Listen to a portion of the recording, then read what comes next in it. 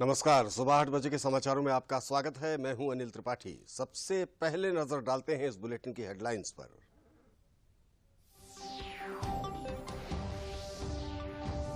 संसद का शीतकालीन सत्र आज से होगा शुरू। 17 दिनों के सत्र के दौरान सरकार पारित कराएगी 23 बिल, 7 विधेयकों पर होगी चर्चा।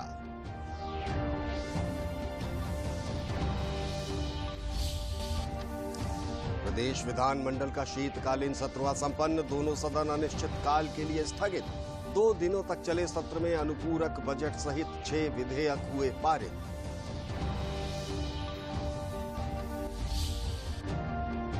मुख्यमंत्री ने कहा, उत्तर प्रदेश को देश का ग्रोथ इंजन बनाने के लिए लाया गया है अनुपूरक बजट।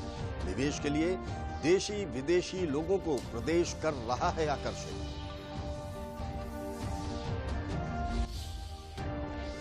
और दिल्ली में मध्य एशिया के राष्ट्रीय सुरक्षा सलाहकारों की हुई बैठक। भारत के सुरक्षा सलाहकार अजीत डोभाल ने कहा, आतंकवाद को वित्तीय सहायता पर रोक है जरूरी।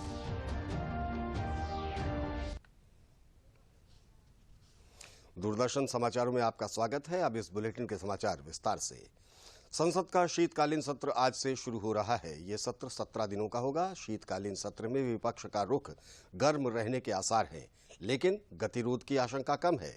सरकार इस दौरान 23 बिलों को पारित कराना चाहती है। इस दौरान दोनों सदनों की 17 बैठकें होंगी। 35 विधेयक पहले से ही लंबित हैं, जबकि 7 विधेयकों पर सरकार चर्चा कराएगी और उन्हें पारित कराएगी।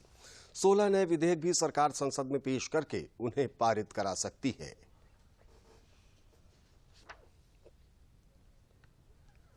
संसद के शीतकालीन सत्र से पहले केंद्र सरकार ने कल सर्वदलीय बैठक बुलाई। इस बैठक में दोनों सदनों को सुचारू रूप से चलाने को लेकर विपक्षी दलों के साथ चर्चा हुई। इसके अलावा विपक्षी नेताओं ने केंद्र सरकार के समक्ष कई मांगें उठाईं। बुधवार से शुरू हो रहे संसद के शीतकालीन सत्र से एक दिन पहले मंगलवार को सरकार ने सर्वदलीय बैठक में सभी दलों के नेताओं से सत्र को सुचारू ढंग से चलाने में सहयोग की अपील की।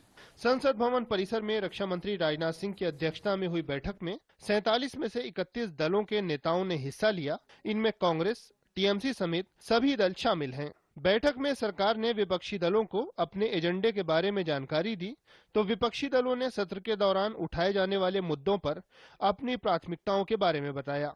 संसदीय कार्य मंत्री ने कहा कि सरकार किसी भी प्रमुख विषय पर नियमों के तहत चर्चा को तैयार है। जिस विषय पर स्पीकर साहब और चेयरमैन साहब अनुमति देंगे उसके ऊपर चर्चा होगा और बहुत डिटेल में 2.5 घंटे से ज्यादा हमारा चर्चा हुआ है और out of 47 party 31 parties have participated. Congress ने बताया कि वो सत्र के दौरान महंगाई, रोजगार के मुद्दे सहित कांग्रेस के साथ ही अन्य विपक्षी दलों ने संसद में उठाए जाने वाले मुद्दों पर अपनी प्राथमिकताएं सामने रखीं। बेरोजगारी से लेकर महंगाई, ये सबसे बड़ा मुद्दा हमारे लिए है।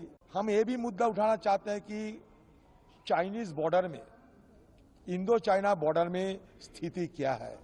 केजरीवाल ने आके बोला था कट्टर ईमानदार सरकार 10 दिनों में खत्म कर देगी, और आप वीडियोस देखिए कि सड़कों के कैसे नौजवान लोग नशे की धुत हालत में घूम रहे हैं कि आज सुप्रीम कोर्ट को ये टिप्पणी करनी पड़ी है। तो मैंने सरकार को कहा कि आज की डेट में जरूरत है नशाबंदी की। संसदीय कार्य मंत्री प्रहलाद जोशी ने कांग्रेस नेता अधीर रंजन चौधरी द्वारा सत्र की तारीख तय करने में क्रिसमस का ध्यान न रखे जाने के आरोपों का जवाब दिया। सत्र के दौरान सरकार ने 23 विधेयकों को एजेंडे में रखा है, जिसमें anti maritime piracy bill 2019, national dental commission bill, multi state cooperative bill जैसे कई अहम विधेयक शामिल हैं। सैटरडे है, 25 संडे है, संडे के दिन क्रिसमस है। हम सब क्रिसमस मनाएंगे। पूरा दिन 25 के बाद हम चर्चा ही नहीं करना, सदन चलाना ही नहीं है, ऐसा कैसे होता है? गवर्नमेंट और दूसरे स्टेट में, उनके ही स्वयं का स्टेट में सरकार के कामकाज चलता ही नहीं चलता है। ये तो telling that we are ignoring the Christmas is the most unfortunate allegation. सरकार ने कहा कि विपक्ष की ओर से कुछ सुझाव आए हैं, उन पर स्पीकर और चेयरमैन की अनुमति के बाद चर्चा होगी। सुबह सरकार द्वारा बुलाई गई सर्वदलीय बैठक के बाद शाम को लोकसभा और राज्यसभा के बिजनेस एडवाइजरी कमेटी की बैठक हुई, जिसमें सदन के कामकाज को लेकर एजेंडे पर चर्चा हुई। 4 राज्यों से संबंधित हैं, तो उसका टाइम अलॉट हुआ है। दूसरा एक मल्टी स्टेट कोऑपरेटिव का बिल था, उसके लिए टाइम अलॉट हुआ है। बाकी अन्य दलों ने अपनी बातें रखी है। तो मंत्री की चर्चा होनी है, वो स्पीकर महोदय जो तय करेंगे। सरकार हर चर्चा के लिए तैयार है, ये हमने कहा भी है। इस बीच दोपहर में एनडीए के नेताओं ने सत्र को लेकर अपनी रणनीति पर चर्चा की। गौरतलब है कि संसद का सत्र 7 दिसंबर से शुरू हो रहा है। शीतकालीन सत्र का समापन 29 दिसंबर को होना है। प्रदेश विधानमंडल का शीतकालीन सत्र कल संपन्न हो गया। विधानमंडल के दोनों सदन कल अनिश्चित काल के लिए स्थगित कर दिए गए। विधानसभा का शीतकालीन सत्र पूर्व घोषित 3 दिनों के बजाय 2 दिनों में ही समाप्त हो गया। विधानमंडल के दोनों सदनों में कल अनुपूरक बजट के अलावा 5 अन्य विधेयक भी पारित किए गए। इनमें इंटरमीडिएट शिक्षा द्वितीय संशोधन विधेयक उत्तर प्रदेश, श्री नैमिषारण्य धाम तीर्थ विकास परिषद विधेयक, उत्तर प्रदेश क्षेत्र पंचायत तथा जिला पंचायत संशोधन विधेयक, उत्तर प्रदेश अग्निशमन तथा आपात सेवा विधेयक और उत्तर प्रदेश निरसन विधेयक शामिल हैं। 2 दिनों में सदन की कार्रवाई 7 घंटे 48 मिनट चली। इस दौरान सदन 2 बार 15-15 मिनट के लिए स्थगित भी हुआ। सत्र के दौरान योगी सरकार के अनुपूरक बजट सहित कुल 6 विधेयक पारित किए गए। विधानसभा अध्यक्ष सतीश महाना ने सदन के सुचारू रूप से चलने के लिए सभी दलों के नेताओं के सहयोग की सराहना की है।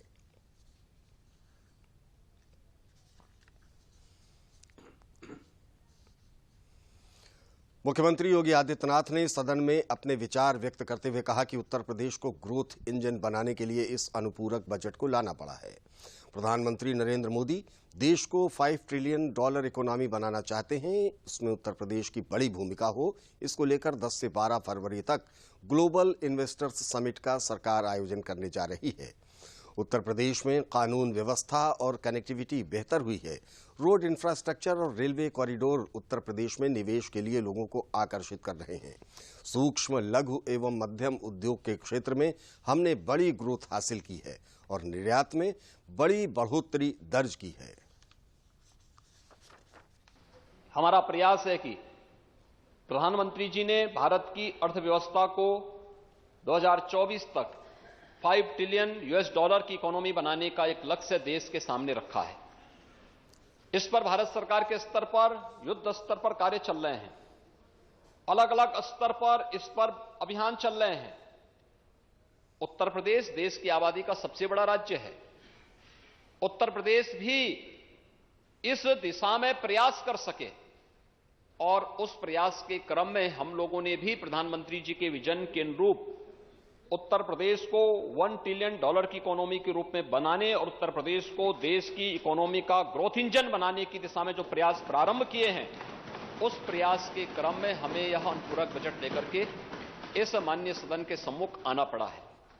खासतौर पर प्रदेश सरकार ने इस दौरान फरवरी 10 से 12, 2023 में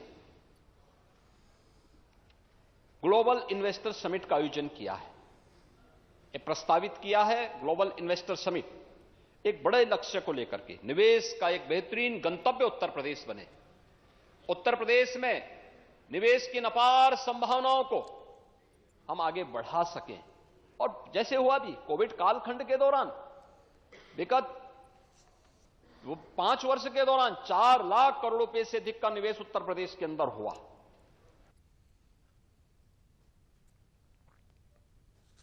मुख्यमंत्री ने कहा कि अन्नदाता किसान, सब्जी उत्पादन और बागवानी करने वाले किसान जल यातायात के माध्यम से अपने सामान को बाजारों तक भेज सकेंगे। इसकी व्यवस्था सरकार कर रही है। एयर, रोड और रेलवे कनेक्टिविटी के साथ प्रदेश आगे बढ़ रहा है। एक्सप्रेसवे के किनारे नए औद्योगिक क्लस्टर स्थापित करने के लिए फंड दिया जा रहा है।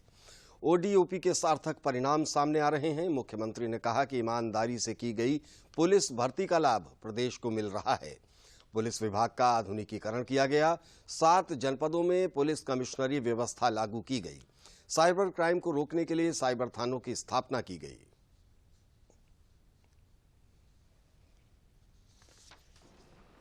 उत्तर प्रदेश देश का सबसे अच्छा रेल नेटवर्क रखता है। Eastern and western dedicated freight corridor Uttar Pradesh से होकर के गुजरती है और इनका जंक्शन भी उत्तर प्रदेश के अंदर दादरी के पास पड़ता है, जो हमारे लिए लॉजिस्टिक हब का एक बेहतरीन केंद्र बनने जा रहा है, जिसमें राज्य सरकार ने निवेश की उन अनंत संभावनाओं को आगे बढ़ाया है, जो उत्तर प्रदेश के लॉजिस्टिक के एक महत्वपूर्ण हब के रूप में प्रस्तुत करेगा। उत्तर प्रदेश ने देश का पहला इनलैंड वाटरवे हल्दिया से वाराणसी के बीच में प्रारंभ कर दिया है और इनलैंड वाटरवे के माध्यम से पूर्वी बंदरगाह से जो राज्य लैंडलॉक्ड राज्य कहा जाता था, यह हमारी सबसे बड़ी कमी मानी जाती थी, उस राज्य को हम लोगों ने वाटरवे के साथ जोड़ करके ट्रांसपोर्टेशन की, एक्सपोर्ट की जो चैलेंज थे हमारे सामने, उस कमी को दूर करने में भी एक बड़ी सफलता प्राप्त की है और इसके विस्तार की दिशा में हम भारत सरकार के साथ मिलकर के इसको और विस्तार देना चाहते हैं। इस प्रकार मैं भी पिछले दिनों बलिया गया था। बलिया से मुझे वहां की सब्जी, वहां के अन्नदाता किसानों के द्वारा जो सब्जी उत्पादन की गई, उस सब्जी को वहां से एक्सपोर्ट करने के लिए इनलैंड वाटरवे का उपयोग करते हुए वो सब्जी वहां से दूसरे देशों के लिए भेजी जा रही थी। यानी यह दिखता है कि अन्नदाता किसान उससे कितना लाभान्वित हो रहा है।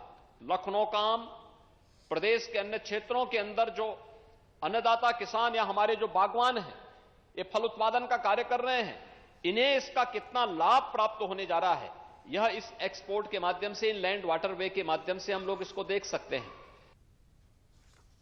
मुख्यमंत्री ने आगे कहा कि कोविड के दौरान हमने अपने लोगों की चिंता की, बाहर से आए प्रदेश के नागरिकों को भोजन और स्वास्थ्य की सुविधाएं उपलब्ध कराई और यह अर्थव्यवस्था का हिस्सा बने, इसके लिए हमने स्किल मैपिंग कराई है।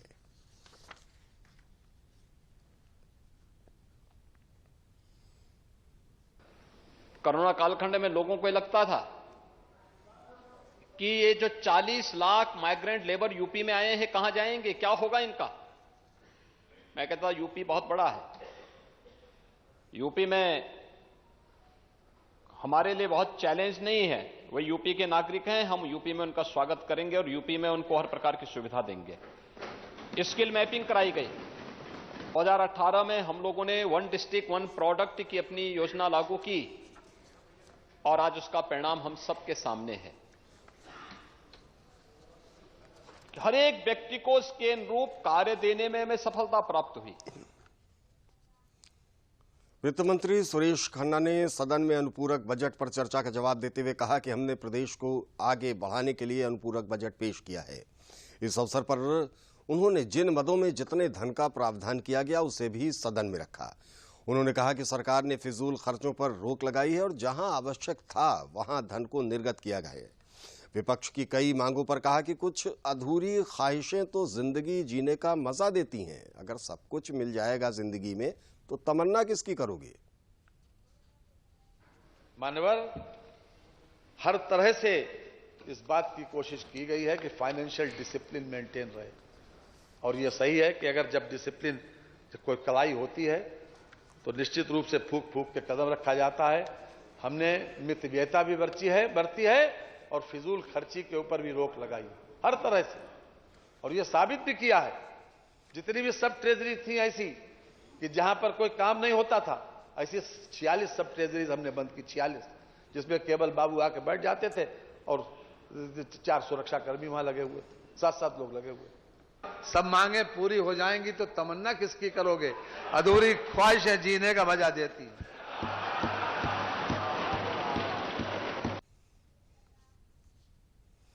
समाचार अभी और भी हैं, लेकिन उससे पहले एक छोटा सा विराम।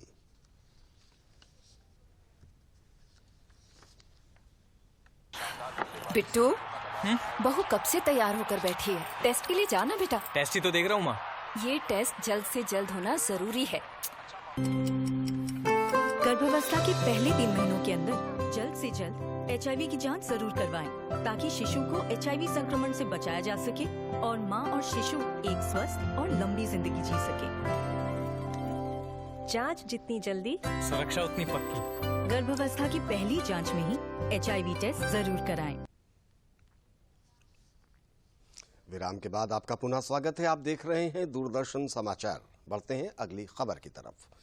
दिल्ली में मध्य भारत एशिया के राष्ट्रीय सुरक्षा सलाहकारों के प्रथम बैठक के अवसर पर राष्ट्रीय सुरक्षा सलाहकार अजीत डोभाल ने कहा कि शांतिपूर्ण, सुरक्षित और समृद्ध मध्य एशिया भारत और मध्य एशिया का साझा हित है। इस मौके पर उन्होंने कहा कि आतंकवाद को वित्तीय सहायता उपलब्ध कराने पर रोक लगाना हर किसी की प्राथमिकता होनी चाहिए। दिल्ली में शुरू हुई भारत और मध्य एशिया के देशों के राष्ट्रीय सुरक्षा सलाहकारों या उनके समकक्षों की पहली बैठक में अफगानिस्तान की स्थिति, आतंकवाद से मुकाबले की रणनीति और कनेक्टिविटी बढ़ाने के उपायों पर चर्चा हुई। भारत की तरफ से राष्ट्रीय सुरक्षा सलाहकार अजीत डोभाल बैठक में शामिल हुए, जबकि कजाकिस्तान, किर्गिस्तान, ताजिकिस्तान और उज्बेकिस्तान के राष्ट्रीय सुरक्षा सलाहकार या उनके समकक्षों ने शिरकत की। तुर्कमेनिस्तान के राजदूत भी बैठक में शामिल हुए। बैठक में सूचनाएं साझा करने, साइबर में बढ़ते खतरे को देखते हुए भविष्य की तैयारियों पर विचार विमर्श हुआ। राष्ट्रीय सुरक्षा सलाहकार अजीत डोभाल ने कहा कि भारत अपने विस्तारित पड़ोस को प्राथमिकता देता है और ये बैठक बेहतर सहयोग पर चर्चा के लिए है। A peaceful, secure, prosperous Central Asia is in our common interest. Today's meeting therefore assumes importance as it provides us an opportunity to discuss matters which require greater cooperation and coordination amongst the regional countries. Afghanistan के मुद्दे पर चर्चा करते हुए अजीत डोभाल ने कहा कि अफगानिस्तान में आतंकवादी नेटवर्क का बना रहना चिंता का विषय है। उन्होंने कहा कि संयुक्त राष्ट्र के सभी सदस्यों को आतंकवादी गतिविधियों में शामिल संस्थाओं को सहायता प्रदान करने से बचना चाहिए। The persistence of terrorist networks in the region, including in Afghanistan, is also a matter of deep concern. Financing is the lifeblood of terrorism, and terror financing should be an equal priority for all of us. We should also call on all UN members to fulfill obligations enshrined in the relevant counter-terrorism conventions and protocols, and refrain from providing any form of support to entities or persons involved in terrorist acts. बैठक में हिस्सा लेने वाले तमाम सदस्य देशों ने भी क्षेत्रीय सुरक्षा समेत अलग अलग मसलों पर अपने विचार रखे और सहयोग बढ़ाने पर जोर दिया। In the region, the situation in Afghanistan remains the most complex and vulnerable. Tajikistan has always been committed to working closely with all countries to ensure peace, security and stability, both in our region as a whole and in Afghanistan. The Central Asian states and the Republic of India have a common interest in developing measures to combat terrorism, extremism and drug trafficking, as well as in resolving the situation in Afghanistan. Uttar Pradesh सरकार मरीजों को मुफ्त और अच्छा इलाज देने के लिए लगातार काम कर रही है।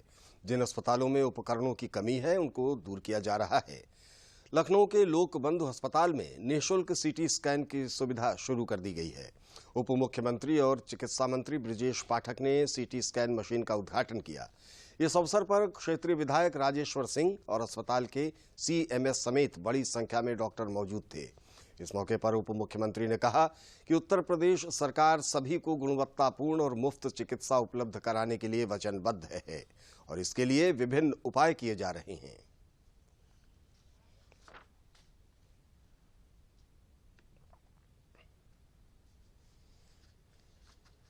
बहुत दिनों से लोगों की डिमांड थी, क्षेत्रीय विधायक जी की डिमांड थी, इसको आज पूरा किया गया है और हर स्थिति में लोगों के कल्याण के लिए हमारी सरकार काम करती रहेगी। स्वास्थ्य विभाग स्वास्थ्य सेवाओं को लेकर लगातार काम कर रहा है और इनको उच्चीकृत कर।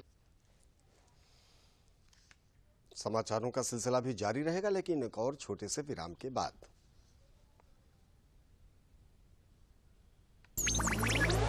डिजिटल बैंकिंग का है जमाना, टाइम है बचाना। डिजिटल बैंकिंग है आसान, करो चाहे कोई भुगतान, एनी टाइम एनीवेयर, सेफ है, फास्ट है, हर पेमेंट उंगलियों पे सेट है। लेन देन के हैं ऑप्शंस कई, IMPS, NEFT, UPI भी। 24 घंटे करते ये काम, पेमेंट आसान और रहे आराम। RBI कहता है जानकार बनिए, सतर्क रहिए। विराम के बाद आइए अब देखते हैं आकांक्षी जिले की खबरें।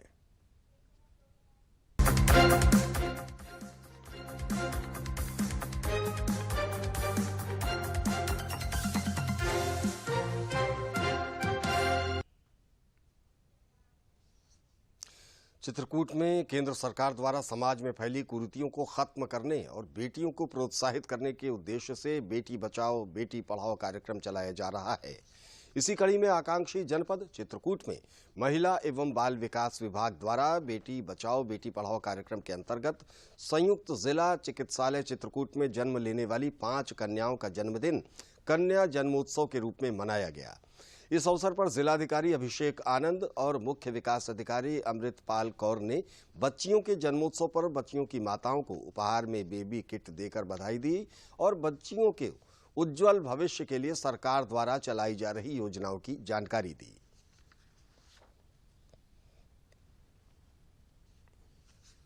आज हमारे घर बेटी हुई है, इसकी बहुत बहुत आभार है। हमें बहुत खुशी हुई है यहाँ जो देख के बेटियों का जन्मोत्सव मनाया गया। हमें बहुत खुशी लगी। हम आगे चल के अपने बच्चों को बेटियों को पढ़ाएंगे लिखाएंगे, बहुत आगे तक बढ़ाएंगे। हमको बहुत अच्छा लगा यहाँ केक काटा और लगता है कि खुशी इसी तरह होती रहे। सरकार बेटियों को बहुत बढ़ाया दिया, लड़का लड़की के कोई फर्क नहीं है, सबको बराबर करिए जाए। खुशी हो गई सब लोगों को और बच्ची को जन्मदिन मनाया गया। सरकार की एक स्कीम है बेटी बचाओ बेटी पढ़ाओ, जिसके अंतर्गत जो हमारा लिंगानुपात है बच्चियों का और बच्चों का लिंग उसको जो है संतुलित करने के लिए बहुत सारे कार्यक्रम कराए जा रहे हैं। इसमें कन्या जन्मोत्सव की शुरुआत आज यहाँ की गई। इनमें जनपद के जिलाधिकारी महोदय, जिला पंचायत अध्यक्ष, जो राजनेता है वो और प्रशासन के अधिकारी ने शुरुआत की और यह कार्यक्रम हर जो है PSC CSC में आयोजित होगा और ये जिला चिकित्सालय में हर सप्ताह आयोजित होगा। आज प्रोविजन विभाग के बेटी बचाओ बेटी पढ़ाओ स्कीम के अंदर इसको बड़े स्तर पर आयोजन किया गया है और भी बेटी बचाओ बेटी पढ़ाओ के अंदर हम लोग और भी इसमें आयोजन कर रहे हैं। इसमें खेल कार्यक्रमों का भी आयोजन है ब्लॉक स्तरीय और उसको फिर हम यहाँ पे डिस्ट्रिक्ट स्टेडियम में फाइनल के रूप में कम्प्लीट करेंगे। और ये जो कन्या जन्मोत्सव है ये अलग अलग PSC CSC में भी इसका आयोजन कराया। आजमगढ़ में मत्स्य विभाग की प्रधानमंत्री मत्स्य संपदा योजना तेजी से चल रही है। योजना के तहत जिला स्तरीय समिति की बैठक में पहली बार ई-लॉटरी व्यवस्था से नवयुवकों को रोजगार दिया गया है। ये कार्यक्रम जिलाधिकारी विशाल भारद्वाज की अध्यक्षता में आयोजित किया गया। मत्स्य विभाग के मुख्य कार्यकारी अधिकारी राजकुमार ने बताया कि प्रधानमंत्री मत्स्य संपदा योजना की विभिन्न परियोजनाओं में पोर्टल पर कुल 2214 ऑनलाइन आवेदन अपलोड किए गए, जिनके परीक्षण के बाद कुल 820 आवेदन पात्र और 1394 आवेदन अपात्र पाए गए। प्रधानमंत्री मत्स्य संपदा योजना के लाभार्थी चयन की वरीयता और प्रतीक्षा सूची राज्य सरकार समिति को प्रेषित की जाएगी। प्रधानमंत्री मत्स्य संपदा योजना 2020-21 से 24-25 तक के लिए संचालित है। 2022-23 के लिए विभागीय पोर्टल पर ऑनलाइन आवेदन पत्र आमंत्रित किए गए थे, जो 1 जुलाई से 30 सितंबर तक चला है। इसमें हमारे 2214 आवेदन कुल जो है अपलोड किए गए थे। इसका अभिलेखी और भौतिक सर्वे किया गया, जिसमें 820 आवेदन पात्र पाए गए। पहली बार इस पात्रता के अनुसार जो है पात्र में से जो हमारे लाभार्थी चयन है वो ई-लॉटरी के माध्यम से किया जाना है और ये प्रक्रियाधीन है। कानपुर देहात जिले के एक शिक्षक ने आंखों की रोशनी न होने के बाद भी अपनी पढ़ाई पूरी की और वे अब स्कूल में पढ़ाई कराकर ज्ञान के प्रकाश से बच्चों का जीवन संवार रहे हैं। कानपुर देहात के झींझक कस्बे के पास उड़वनापुर गांव के प्राथमिक स्कूल में पदस्थ नेत्रहीन शिक्षक की आंखों की रोशनी करीब 22 साल पहले एक हादसे में चली गई थी। आंखों की रोशनी न होने के बावजूद गणेश दत्त द्विवेदी पढ़ाई पूरी करने के बाद सहायक अध्यापक बने और वे कानपुर देहात जिले में पिछले 13 साल से उड़नवापुर के प्राथमिक विद्यालय के प्रधानाध्यापक के रूप में बच्चों को पढ़ा रहे हैं।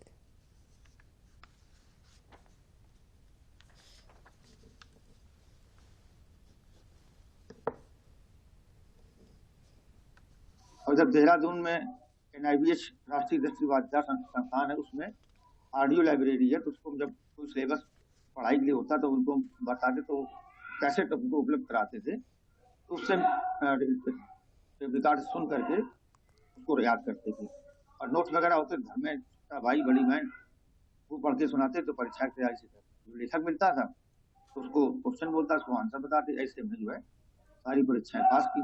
हमारे लिए बहुत गर्व का विषय है कि कानपुर देहात के ब्लॉक झिंझक में गणेश दत्त द्विवेदी नाम के एक शिक्षक हैं जो कि औरंगापुर प्राथमिक विद्यालय में पढ़ाते हैं। वो नेत्रहीन हैं लेकिन लगातार वो वहाँ पढ़ा रहे हैं, बच्चों को ज्ञान दे रहे हैं और बच्चे उनसे बहुत कुछ सीख रहे हैं। और कहीं ना कहीं ये संदेश सभी शिक्षकों के लिए, हम सब के लिए है कि चाहे शारीरिक कोई भी बाध्यता हो लेकिन वो हमें कुछ अच्छा करने से कभी रोक नहीं सकते। तो हमें उनसे सीखना चाहिए और इसी तरीके से हम सभी को आगे बढ़ना चाहिए और कुछ अच्छा समाज के लिए करना चाहिए। योगी सरकार सड़क को गड्ढा मुक्त करने की कवायद में जुटी है, लेकिन अभी भी कई ऐसी सड़कें हैं जहां पर गड्ढे हैं और सड़कें खराब स्थिति में हैं। कुछ ऐसी खराब सड़कों और गंदगी से परेशान 7 दिसंबर को दुल्हन बनने जा रही एक युवती ने मुख्यमंत्री को अपने शादी का निमंत्रण पत्र भेजकर आने का आग्रह किया। साथ ही आने के लिए रास्ता सही नहीं होने के साथ सड़क बनवाने की अपील की। इसके पीछे युवती ने योगी आदित्यनाथ के ट्विटर हैंडल पर ट्वीट करते हुए इसलिए लिखा कि ताकि शादी में आने वाले मेहमान और योगी आदित्यनाथ को उनके घर तक आने में किसी प्रकार की दिक्कत न हो। युवती के मुताबिक पिछले कई सालों से उसके घर की ओर जा रही सड़कें नहीं बनी हैं। इस ट्वीट से प्रयागराज नगर निगम ने घर के बगल पड़ी गंदगी के अंबार को साफ करवाया। 7 दिसंबर से पहले सड़क बनवाने के साथ ही गंदगी को साफ कर दिया गया और सड़क बनकर तैयार हो गई। फिर मेरी बहन जैसे जिसकी शादी 7 तारीख को उसने ट्वीट किया, माननीय मुख्यमंत्री जी को आमंत्रण दिया उसने। तो अब जिसका असर आप देख रहे हैं कि हमारी रोड बनना स्टार्ट हो गई है, जो कि उम्मीद है कि 7 तारीख से पहले बन जाएगी। तो मुख्यमंत्री जी का बहुत बहुत आभार व्यक्त करते हैं। नगर आयुक्त साहब द्वारा इस सड़क पे आदेश आया कि इसको तत्काल प्रभाव से बनाया जाए, इसलिए कार्य। और अब इस बुलेटिन के अंत में मुख्य समाचार एक बार फिर। संसद का शीतकालीन सत्र आज से होगा शुरू। 17 दिनों के सत्र के दौरान सरकार पारित कराएगी 23 बिल, 7 विधेयकों पर होगी चर्चा।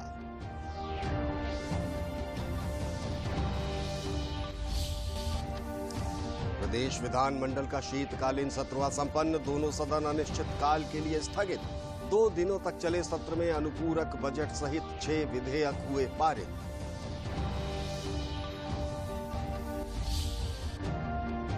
मुख्यमंत्री ने कहा, उत्तर प्रदेश को देश का ग्रोथ इंजन बनाने के लिए लाया गया है अनुपूरक बजट। निवेश के लिए देशी विदेशी लोगों को प्रदेश कर रहा है आकर्षित।